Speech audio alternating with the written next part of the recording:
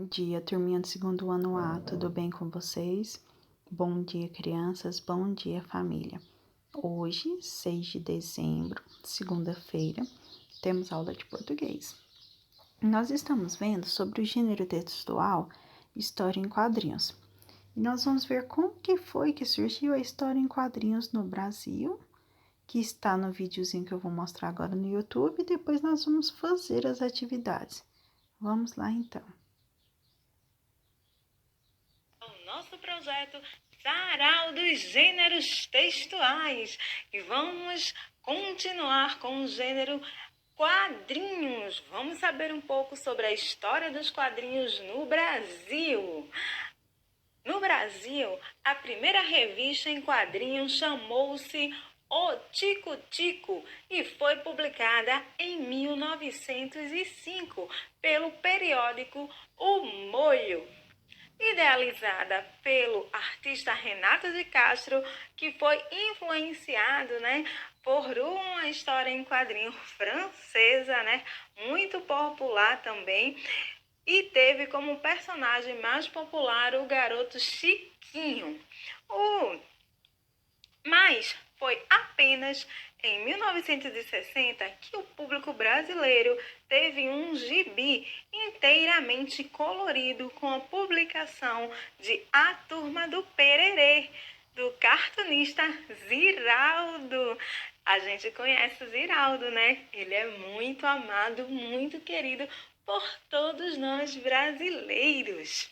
O gibi foi apresentado pela editora O Cruzeiro e trazia personagens inspirados na cultura nacional. Em 1964, o gibi foi retirado de circulação por conta da censura instaurada durante a ditadura militar e só voltou a ser publicado novamente em 1975. Bom, gente, vamos pesquisar um pouquinho do significado da palavra censura. Isso é muito importante a gente saber o que é uma censura. E é muito importante a gente saber o que foi o período da ditadura militar no Brasil. Foi há um tempinho bem distante da idade de vocês, que são pequenininhos. Mas a história é muito importante para a gente entender o nosso presente e o nosso futuro. Então eu deixo essa pesquisa aí para vocês fazerem, tá? Depois vocês dizem para mim aqui o que vocês descobriram nessa pesquisa sobre o vocabulário da palavra censura e sobre o período da ditadura militar no Brasil. Foi também na década de 60 que surgiu a história em quadrinho mais conhecida do Brasil, a Turma da Mônica, criada pelo paulistano Maurício de Souza.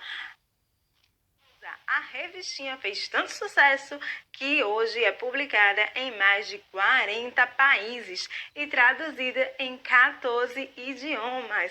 A história em quadrinho pelo mundo são presentes em todo o mundo e existem vários personagens emblemáticos. Um deles é a Mafalda, criação do cartunista argentino Quino no ano de 1964.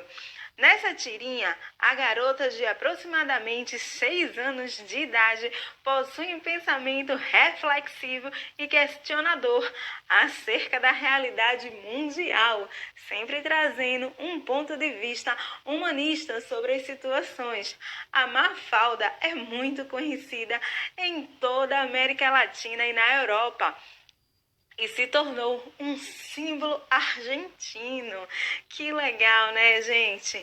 Isso é muito interessante, né? A nossa aula de quadrinhos se encerra por hoje, mas vocês têm muitas coisas para pesquisar, né? O que foi que vocês aprenderam sobre a história em quadrinho no Brasil e no mundo, sobre o que significa a palavra censura e sobre o que foi o período de regime militar no Brasil, para vocês pesquisarem. Procurem aí na internet de vocês sobre a Mafalda e a turminha da Mônica. Façam uma bela leitura e deixem para mim os comentários. Beijinhos e até a nossa... Depois de ver um pouquinho sobre as histórias em quadrinhos e algumas curiosidades, nós vamos ver na página 99 sobre tecendo saberes. Aqui tem bastante curiosidade sobre o que tratou o vídeo. Leia o texto a seguir e descubra um pouco mais sobre a história em quadrinhos no Brasil.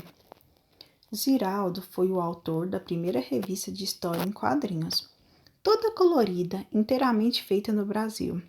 O nome dessa revista para crianças é Pererê. Em meados de 1960, Ziraldo foi convidado para fazer uma revista de história em quadrinhos nacional. Ele aproveitou a personagem Saci Pererê, que aparecia em cenas mudas na revista O Cruzeiro, e criou essa turma para acompanhá-lo nessa aventura. Assim, conseguiu atingir um sonho de infância, tornou-se o desenhista de histórias em quadrinhos com o lançamento da revista Pererê, em outubro de 1960.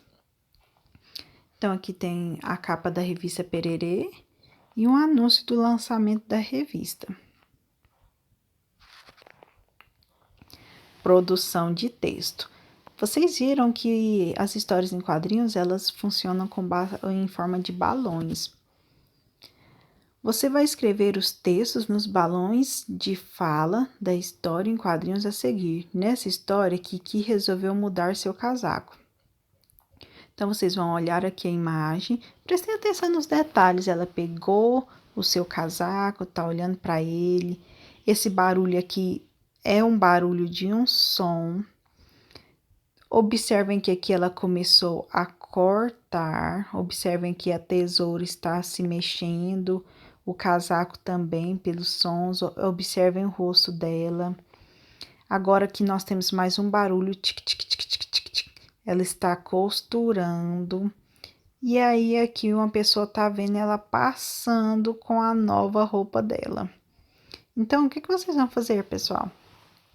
Vocês vão escrever o que ela pode ter pensado aqui e falado em voz alta e aqui também, tá bom?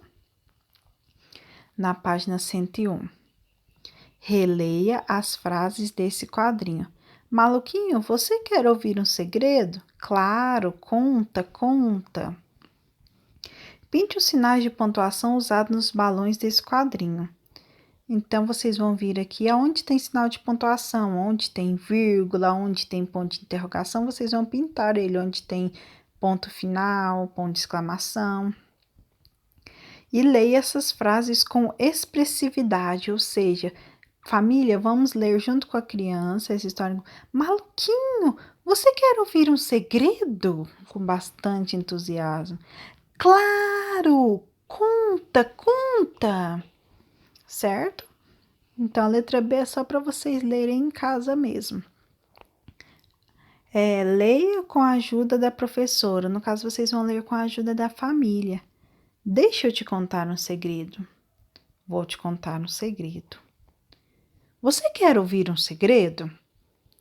Como podemos expressar na escrita o jeito de falar? Então, vocês vão responder aqui qual é a diferença dessas 3 frases, certo? No número 3, leia a tirinha observando os sinais de pontuação. Então, vocês vão ver. Adoro a hora do banho. Que tal um banho, Bingo? Depois, eles dizem que gostam de animais. Circule os sinais de pontuação que aparecem nas falas. Então, vocês vão circular aonde tem sinal de pontuação, vocês vão fazer um círculo aqui, tá bom? Depois, prepare-se para ler a tirinha em voz alta com expressividade. Família, ajudem as crianças, vamos treinar a leitura nessa partezinha aqui, tá bom? Questão número 4. Releia este quadrinho da história do menino maluquinho. Uau! Não espalha, hein? Pinte de azul o sinal de pontuação que indica uma pergunta. Então, vocês vão vir e vão pintar aí. O sinal de exclamação no balão de fala de Julieta é um ponto de exclamação, esse pontinho. Marque um X no que pode indicar o ponto de exclamação. Quando ela falou uau, quer dizer o quê?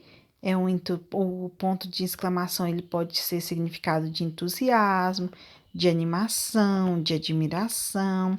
Então, essas são as características do ponto de exclamação.